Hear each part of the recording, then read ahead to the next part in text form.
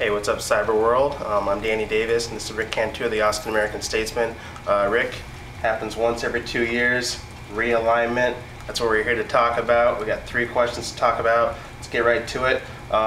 Who's the biggest winner today as the UIL released its realignment figures for the next 2 school years? I think the biggest winner is Salado. And you say, why Salado? Salado went from 3A to 2A, so they're going to be a big 2A school. And by going to 2A, they're going to avoid the emergence of Brownwood, the 7-time state champion. They're going to avoid Burnett. They're going to avoid Liberty Hill. They're going to get teams like Rogers and Cameron Yo. I just think getting out of that situation is the best thing for them. I'm going to kind of follow your lead, but drop down a class. I'm going to go with Thorndale. Thorndale was class 1A powerhouse for a long time. 3 football championships, 2 basketball championships, 2 baseball championships, all since 1991. From 2005 to 2010, they made the state baseball tournament 5 times. Bumped up to Class 2A. They haven't been bad, but they also haven't been winning. They've just been on the cusps of being successful, and they just haven't been able to make that leap.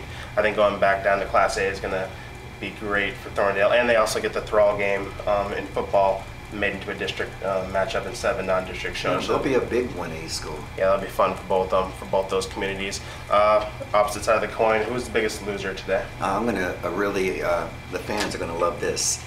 Westlake, well, not really. Westlake and Bowie and Austin High and Anderson, better known as District 15 5A. It stays the exact same with one small exception. They get Lake Travis in the district, and Lake Travis is not just good in football, but volleyball has won state 2 years in a row. Lake Travis is good at almost everything, which means everybody in that district is going to be knocked down at least 1 peg because of the emergence of Lake Travis. So I'm going with the district as a whole. I'm going to go down to San Marcos. San Marcos coming off a very tough season. Currently don't have a coach. It's going to be might even be tough for them to find a coach right now because of the district they got put in. 6-team district, 25 5A.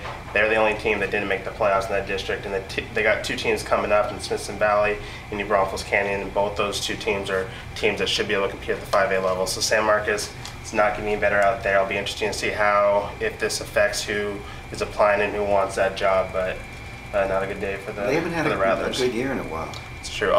You just talked about Lake Travis a little bit. The big question coming into this realignment was Lake Travis going to go to 5A, which we all expected them to, and then once they got to 5A, how do we think they're going to do? We'll have a lot of time to debate this going into next football season, but what are your quick thoughts about Lake Travis and what they are going to do in 5A next year? Lake Travis will be a success because they're Lake Travis, and that success breeds success, as you know. They're starting with Judson.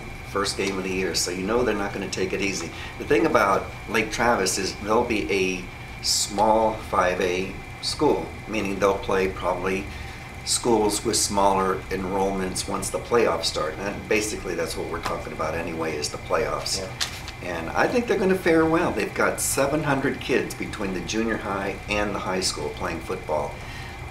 That's where they get their people. I think they're going to be fine. A lot of people talk about the 5A argument with Lake Travis. They point to 2009 when they beat Steele. They beat Westlake. Steele the next year wins the state championship. Westlake that year goes to the state championship game. Steele and Westlake both got to go to the state title game through Region 4. Lake Travis is in Region 2, which is going to make things a lot tougher on the road to the playoffs. They're not going to have that easy Thanksgiving game anymore, but they're Lake Travis. They just produce winners there. We'll see how they replace all the starters on defense, but I think we're going to be covering them well into November and December again next year. Well, Steele being that 4A big shot, goes to the state championship 2 years in a row in 5A. That's a great blue plan. Yeah.